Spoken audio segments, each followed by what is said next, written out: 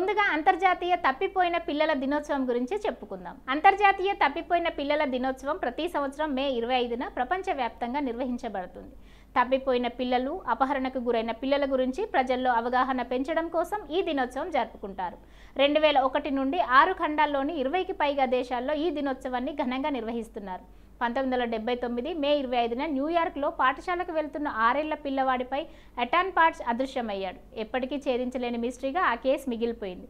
అంతేకాదు, దేశవ్యాప్తంగా అనేక మంది ప్రజలు కోపంతో రోడ్లపైకి వచ్చి నిరసన వ్యక్తం చేస్తూ ర్యాలీలు తీశారు. 1983లో యునైటెడ్ స్టేట్స్ అధ్యక్షుడు రోనాల్డ్ రీగన్ మే 25న ఎటాన్ పార్ట్స్ జ్ఞాపకార్థంగా జాతీయ తప్పిపోయిన పిల్లల దినోత్సవంగా ప్రకటించాడు. 2001 మే 25న మొట్టమొదటిసారిగా ప్రపంచవ్యాప్తంగా ఈ దినోత్సవాన్ని జరుపుకున్నారు. 1998లో యునైటెడ్ స్టేట్స్లో international centre for missing and exploited children's అనే సంస్థ ప్రారంభించబడింది. పిల్లల అపహరణ, పిల్లలపై లైంగిక వేధింపులు, పిల్లల దోపిడీ లేకుండా ప్రపంచాన్ని సురక్షితమైన ప్రదేశంగా మార్చడానికి పనిచేస్తున్న లాభాపేక్ష లేని సంస్థ ఇది.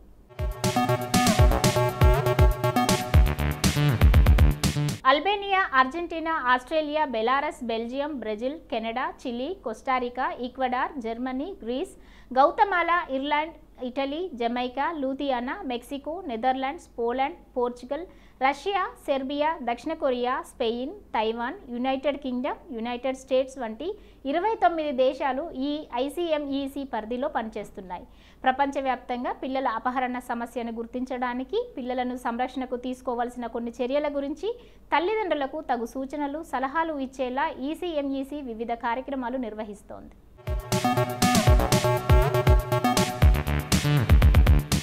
ఇప్పటి వరకు అంతర్జాతీయ తప్పిపోయిన పిల్లల దినోత్సవం గురించి మనకు తెలియని కొన్ని ఆసక్తికరమైన నిజాలు తెలుసుకున్నాం కదా. ఇప్పుడు చరిత్రలో మే 25న జరిగిన కొన్ని ముఖ్య సంఘటనల గురించి తెలుసుకుందాం. 1946లో ట్రాన్స్ జోర్దాన్ దాని కొత్త చక్రవర్తి అయిన అబ్దుల్లా ఒకటిగా ప్రకటించబడినందుకు రాజ్యంగా మారింది. 1961లో ప్రెసిడెంట్ జాన్ ఎఫ్ కెన్నడీ కాంగ్రెస్తో ఇలా అన్నారు: ఈ దశాబ్దం ముగియక ముందే చంద్రునిపై మనిషిని దించి అతనిని సురక్షితంగా భూమికి తిరిగి ఇచ్చే లక్ష్యంగా సాధించడానికి ఈ దేశం కట్టుబడి ఉండాలని నేను నమ్ముతున్నాను. 1964లో US Supreme Court Griffin versus County School Board of Prince Edward County, Virginia కౌంటీని దాని ప్రభుత్వ పాఠశాలలను తిరిగి తెరవమని ఆదేశించింది. సుప్రీంకోర్టు యొక్క 1954 బ్రౌన్ వి బోర్డ్ ఆఫ్ ఎడ్యుకేషన్ను తప్పించుకునే ప్రయత్నంలో అధికారులు మూసివేశారు.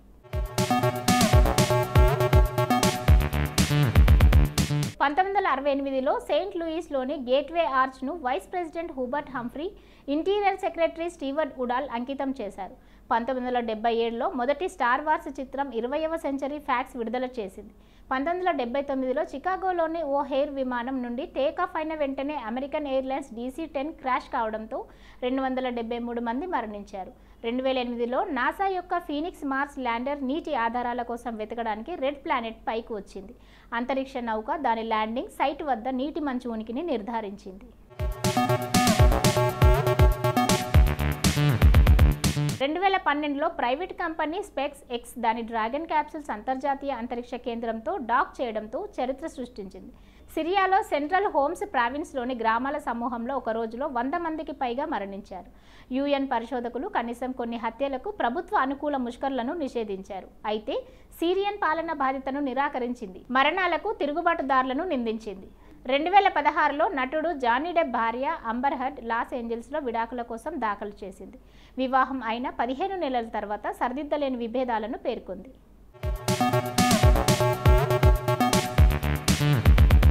చరిత్రలో జరిగిన కొన్ని ముఖ్య సంఘటనల గురించి తెలుసుకున్నాం కదా. మరి మే 25వ తేదీన ఒక్కసారి చరిత్రలోకి వెళ్ళి చూస్తే ఎంతో మంది ప్రముఖుల జననాలు జరిగాయి. మరి ఒక్కసారి చరిత్ర పుటల్లోకి వెళ్ళి నేడు జన్మించిన ప్రముఖులు ఎవరో తెలుసుకుందాం. కరణ్ జోహార్ ప్రముఖ భారతీయ దర్శకుడు, నిర్మాత, స్క్రీన్ రచయిత, కాస్ట్యూమ్ డిజైనర్, నటుడు, టీవీ ప్రముఖుడు. ప్రముఖ నిర్మాత యష్ జోహార్, హీరో జోహార్ల కుమారుడు కరణ్. బాలీవుడ్ బ్లాక్ బస్టర్ కుచ్ కుచ్ హోతా హై సినిమాతో దర్శకునిగా కూడా పరిచయం అయ్యాడు కరణ్. ఈ సినిమాకు ఫిలింఫేర్ ఉత్తమ దర్శకుడు, ఉత్తమ స్క్రీన్ ప్లే అవార్డులు అందుకున్నారు. ఆ తర్వాత ఆయన దర్శకత్వం వహించిన కభీ ఖుషీ కభీ గమ్, కభీ అల్విదా నా కెహ్నా సినిమాలు కూడా పెద్ద హిట్లే.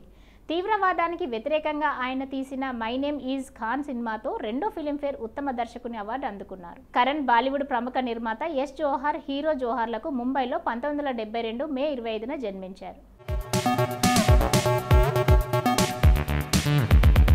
కార్తీ పేరుకు తమిళ హీరోనే అయినా తెలుగు ప్రేక్షకుల మనసులో చోటు సంపాదించుకున్నారు. తనదైన సహజ నటనతో తమిళంతో పాటు తెలుగులోనూ అభిమానులను సంపాదించుకున్నారు. పేరుకు సినీ నేపథ్యం ఉన్న కుటుంబం నుంచి వచ్చిన తనకంటూ ఓ ప్రత్యేక గుర్తింపును సంపాదించుకున్నాడు ఈ హీరో. ఇదిలా ఉంటే నేడు కార్తీ పుట్టినరోజు సందర్భంగా ఆయన సినిమా కెరీర్ గ్రాఫ్ పై ఓ లుక్ ఇద్దామా?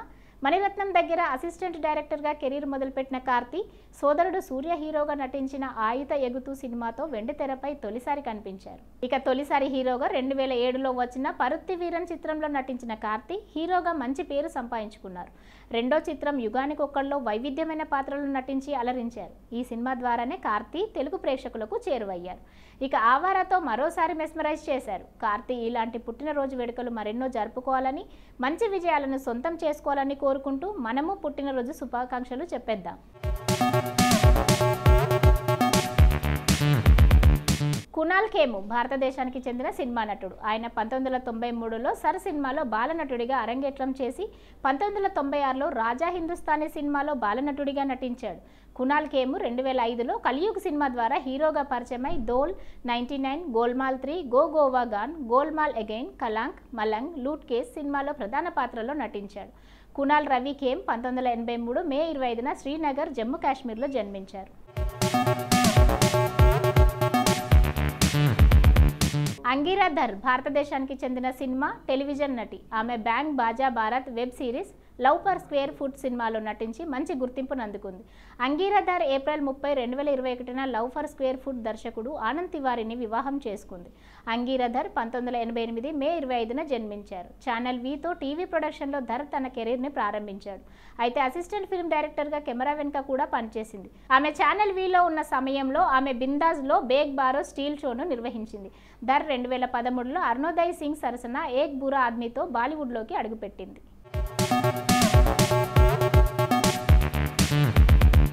రాస్ బిహారీ బోస్ భారత స్వాతంత్రోద్యమకారుడు. ఇతను భారతదేశంలోని గదర్ ఉద్యమంలో ఒక నాయకుడు. ఆ తర్వాత భారత జాతీయ సైన్యంలో కూడా సభ్యునిగా ఉన్నాడు. స్వతంత్రోద్యమంలో అత్యంత ధైర్య సాహసాలతో పాల్గొన్న దేశభక్తుల్లో రాస్ బిహారీ బోస్ కూడా ఒకడు. జీవితకాలంలో ఎంతో ధైర్య సాహసాలతో అతను ఎన్నో ప్రమాదాల నుండి తప్పించుకొని ఆంగ్లేయులను ముప్పతిప్పలు పెట్టాడు. అతను 1886 మే 25న పశ్చిమ బెంగాల్లోని బర్దామన్ జిల్లా సుబల్దాహా గ్రామంలో జన్మించాడు. అతని తండ్రి వినోదా బెహరీ బోస్ అప్పటి భారత ప్రభుత్వ ఉద్యోగి. అతను చందర్ నాగూర్, కలకత్తాలో ప్రాథమిక విద్యను అభ్యసించాడు. అతని స్వంత ప్రకటన ప్రకారం అతను కేవలం 15 ఏళ్ల వయసులో తన విప్లవాత్మక వృత్తిని ప్రారంభించాడు. మిలిటెంట్ జాతీయవాద స్ఫూర్తితో స్ఫూర్తి పొందిన అతను మొదట సైన్యంలోకి ప్రవేశించడానికి ప్రయత్నించాడు. కానీ తర్వాత డెహ్రాడూన్లోని ఫారెస్ట్ రీసెర్చ్ ఇన్స్టిట్యూట్లో ఉద్యోగం పొందాడు.